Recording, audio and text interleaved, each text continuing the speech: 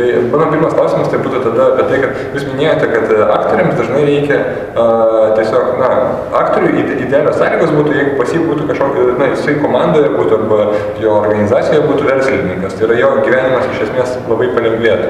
Nes, kiek tame yra tiesos, ar galbūt tada iš tikrųjų mūsų klubas galėtų tapti kaip partneriais, nes mes turime daug verslių žmonių, kurie galėtų prisijungti prie jūsų ir padėti plėsti tą jūsų veiklą, ar ne?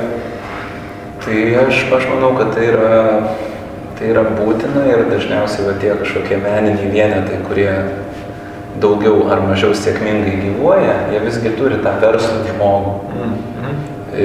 Išskirtiniais atvejais tai būna du viename, kai tai yra ir kūrėjas, ir geras verslininkas, bet šiaip dažniausiai tai ir būna tie, kur aš minėjau, pilkieji kardinolai, žmonės, kurių tu niekada nematai, bet jie dėl vienokių ar kitokių savybių myli teatrą, tarkim. Gal jie patys, kad nors norėjo būti aktoriai arba norėjo ten būti kažko, bet jie prie to gali prisidėti taip. Ir jie tada visą tą dalyką iš vidaus kažkaip komanduoja, kaip tas pilkasis kardinolas. Ir man atrodo, tada tas kūrybinis vienetas yra labai laimingas, nes tikrai su visa mano meilė ir domėjimusi visais viešaisiais ryšiais ir reklamos strategijom, bet tai nėra mano pagrindinis darbas. Ir aš kaip ir nenorėčiau skirti tam viso laiko. Aš noriu režisuoti, aktorius nori vaidinti ir kai aš prašau aktoriaus, kad jisai eitų tartis dėl salės arba nešiotų flyerius, jam, jis tai padarys, bet jisai, tai nėra jo darbas. Supratau. O sakykime, dabar Lietuvoje sėkmingiausi, nežinau, ar tai vadinti menininkai ar verslininkai, tas mano srities, bet iš teatro turbūt, kas jie tokie yra, gal galėtumėte įvardinti, nežinau, vardais. Tai aš nežinau, man atrodo, kad čia tarp sėkmingiausių menininkų, kuriuos visi linksniuoja garsiai, tai gali dėti lygybės ženklą, kad jie dalinai ir yra to meno verslininkai sėkmingi.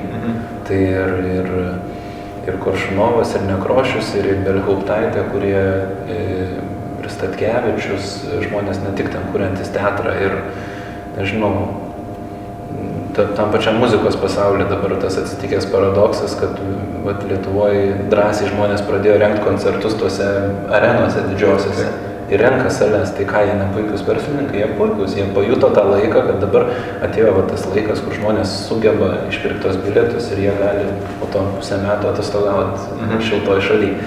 Tai aš manau, čia labai daug tų žmonių. Supratau. O dabar mes turim tokį užduotį Verslauk X10, tai yra, padidink vertę 10 kartų, ar ne? Tai, jeigu jums būtų tokia užduotis, ką jūs darytumėt? Tai yra, suinvestuotumėt kažkiek ir padaryti, minėjot, kad galima, pavyzdžiui, suinvestuoti, kokį 100 litų, ar ne, ir kaip padidinti vertę ten iki 1000 litų.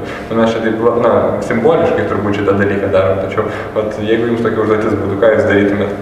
Tai būtų mano spektaklis ar kažką galima būtų įdomiau? Ne, kad normaliai tai aišku, reikėtų pasidėti prie tos idėjos ir atmest daug tų netinkamų, bet aš dabar pagalvojau tokią nesąmonę, bet taip ekspromptu pagalvojau.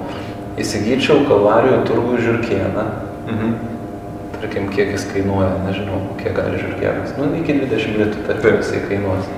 Ir tada prasukčiau to žiurkėno gyvenimo, video filmavimo ir susitikimo su žymiais žmonėm filmukų seriją.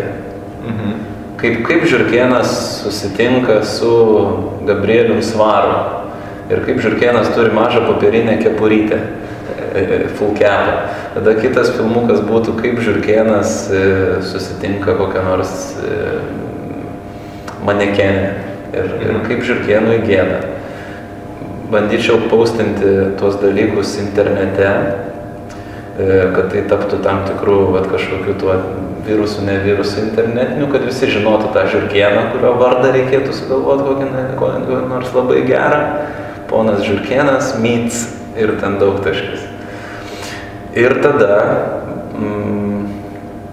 tarkim, po kelių savaičių mes galėtumėm tiesiog, kad ponas žiurkėnas ieško šeimininko. Ir kas už kiek darysim aukcioną, kad pirkit žymųjį poną žiurkėną. Aš manau, kad žymusis ponas Žirkėnas tikrai bus pakėlę savo kainą ir ne tiek vertės prasme, bet kiek būtent pačio to fan prasme, kad tai yra, nu, tokio ir absurda, bet man dabar taip galvoju, kad gal tai visai ir... Vaikams iš tikrųjų būtų labai įdomi idėja. Jo, iš tikrųjų. O šitas, nežinau, jūsų artimiausi planai dabar teatro tasme, ar tai yra, jūs galvojate kažkaip įplėstis, na, ar tai yra tiesiog, na, tai yra eksponingai, kaip jūs sakėt, galima žiūrėti taip ar ne, tai gal ir plėstis galima taip ir savo... Tai kas seka kažkiek nuo Theatre veiklą, tai gal jie pamatė, kad kiek mes gyvuojam, tai kiekvienas tas darbas yra tam tikras naujas žingsnis. Tai yra, ir tas žingsnis yra visada kažkoks kitoks, inovatyvus ir mes stengiamės, kad jis ir būtų. Ta prasme, mes buvom kažkur apleistose erdvėse Kablyje, po to mes atsidūrėm jaunimo, tai buvom spaustuvėje, tai tarkim dabar artimiausių planuose yra kurti naują spektaklį pagal Čeko Palaniuko irgi kūrybą, kovos klubo autoriaus kūrybą, bet tas spektaklis bus tikrai tokiai labai mums didelį iššūkį keliančioje erdvėje ir labai keistoj formoj ir tai bus rudenį ir dėl to dabar yra daug dirbama prie to projekto, nu, vėlgi ta platin prasme. Tai, man atrodo, pagrindinis planas yra kelti savo tuos meninius iššūkius, kad jų būtų, kūrybinius iššūkius, nesvarbu, ir juos įgyvendinti. Nu, kažkaip aš labai asmeniškai nemėgstu eilinių dienų ir eilinių ten spektaklių. Dėl to, kad tai neįdomu labai tau iškart jau atėjus į kokį nors spektaklį, tarkim, jeigu apie spektaklį šnekant ir matant, kad žmonės darė daug kompromisų, nes jie turėjo mažiuką biudžetą arba jie neturėjo daug laiko, nu tai realiai tu iškart esi apvogiamas ir tai yra, gal tai skamba idealistiškai, bet aš manau, ne velnio ir tai yra būtent, kad jeigu tu kiekvieną kartą galvoji, kad kaip čia visgi padarius tą žingsnį į priekį, tada viskas vyksta. Tai jeigu taip apibendrinant, nežinau, čia įžvalgų galbūt, tai mažos kaip čia organizacijos, teatro srityje, tai yra augimas, tai yra gali būti dviem kryptimis, iš esmės tai yra auginanti savo auditoriją, tai reiškia, kad plečiant pradžiai tenais, tarkim, draugams parodai spektaklį, vėliau ten kažkokia tai jau mokyklos salė, toliau ten, tai yra plečiant auditoriją, o kitas dalykas, tai turbūt žinomumo didinimas, ar ne? Taip, tai vis tiek galų gale yra tikslas toks, kurį dalinai Theatre ir pavyksta įgyvendinti, kad kai žmonės klausia, o kas čia, tarkim, rodiklis yra iš užsienio, atvažiuoja žmonės ir klausia, aš mėgstu teatrą, kas pas jūs įdomaus vyksta. Ir jeigu žmonės sako, jo, pas mus yra toksai Theatre, bet ten jie tokius daro įdomius, keistus darbus, kada čia bus reiktų, tai užeikime internetinį saitą, pažiūrėk. Tai vat jau ir yra tikslas iš tikrųjų. Ir mes link to dirbame, kad realiai manau, kiekvienoje srityje noras, kad kas tau asocijuojasi su žodžiu kompiuteris. Tai vat žmogus, kuris dirba toj srityje, ir norėtų, kad jo pavardė galbūt su tuo asocijuotus. Tai vat kaip mes esame Theatre, mums yra tikslas, kad žmogui pasakius teatras arba ne teatras, tai pirma asociacija būtų Theatre. Supratau. Aišku. Tvarkoti, ačiū Jums labai, ačiū Jums už labai už idėją. Buvo labai smagi idėja.